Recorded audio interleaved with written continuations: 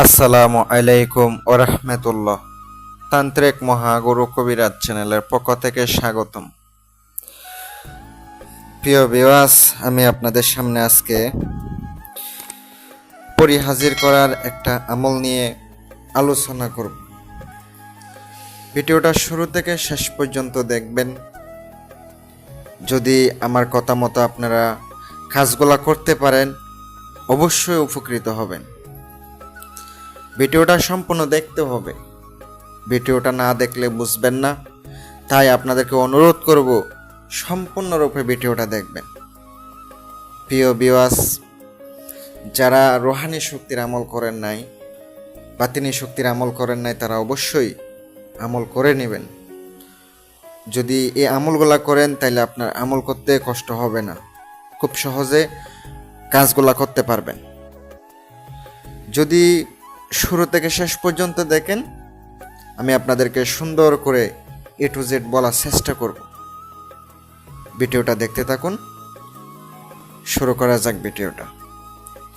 আজকের আমলটি হবে পরি হাজির করার আমল। এটা একটা সাধনা বলতে পারেন। সাধনা কিন্তু সহজ কথা না। একটা সাধন করতে গেলে অনেক পরিশ্রমের দরকার আছে, অনেক কিছু দরকার আছে।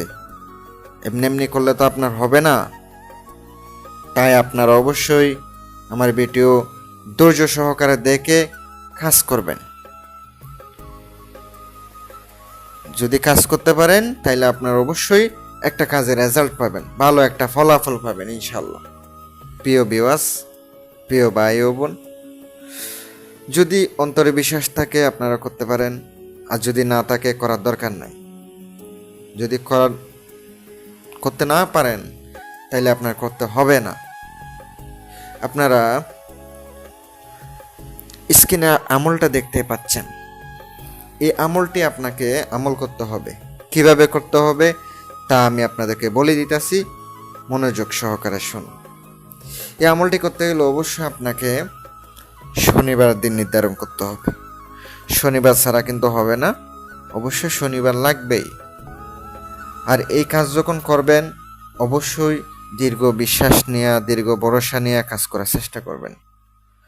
আর এই কাজের জন্য আপনাকে সামগ্রী লাগবে আগরবাতি, আর লাগবে মোমবাতি, পাশাপাশি ধূপ লাগবে, গোলাপ জল লাগবে।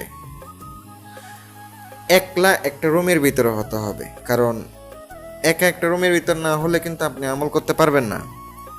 একা একটা রুমের ভিতরে আমলটা করতে হবে, পরে একই টাইমে আমল করতে হবে, আর নিরামিষ খাইতে হবে। যদি আপনি নিরামিষ খায় আমল করেন তাহলে আমলে কিন্তু খুবই পাওয়ার থাকবে, খুব দ্রুত কাজ করতে পারবেন ইনশাল্লাহ। আপনারা আমল যেটা দিয়েছে মুখস্থ করে নিয়েছেন, আপনি শনিবারের দিন ঠিক রাত 12টার সময় পাক পবিত্র অবস্থায় বসে পড়বেন। আগরবাতি জ্বালায় নেবেন, ধূপ জ্বালায় নেবেন, আর পশ্চিম দিকে মুখ করে বসবেন। আর অবশ্যই আপনাকে গোলাপ জল ছড়াইয়া ছিটাই দিতে হবে, পবিত্র করে নেবেন। যখন পবিত্র করে নিয়ে আমল করবেন, আমলে একটা তাসির থাকবে, আর তসবি দিয়ে, যে কোনো একটা তসবি দিয়ে আপনি কাজটা চালাইয়া যাইতে পারেন, কোনো সমস্যা হবে না। আপনারা যেই আমল করবেন অবশ্যই দীর্ঘ বিশ্বাস নিয়ে আমল করতে হবে। 108 বার পাঠ করবেন, পড়ার পরে আগে পরে দুরূদ শরীফ পড়তে হবে, আমল শেষ করে উঠে যাবেন। এভাবে আমলটা আপনাকে 21 দিন পর্যন্ত চালিয়ে যেতে হবে। যদি 21 দিন পর্যন্ত আমল করতে পারেন অবশ্যই আপনার হাজির হওয়ার সম্ভাবনা আছে। হাজির হইলে অবশ্যই তাকে জেগাবেন, তাকে কিভাবে হাজির করতে হবে দ্বিতীয়বার এগুলো অবশ্যই জেগাবেন, তারপরে আপনি হাজির করতে পারবেন। অবশ্যই তাকে বুক দিতে হয়, এগুলো অবশ্যই বুঝে শুনে আমল করবেন। আর সাবধানে কাজ করার চেষ্টা করবেন। যদি ভালো লাগে চ্যানেলটি সাবস্ক্রাইব করে পাশে থাকবেন, আর যদি ভালো না লাগে তাহলে সাবস্ক্রাইব করতে হবে না। সকলে সুস্বাস্থ্য কামনায় করি আমি এখানে বিদায় নিচ্ছি। আসসালামু আলাইকুম ওয়া রাহমাতুল্লাহ।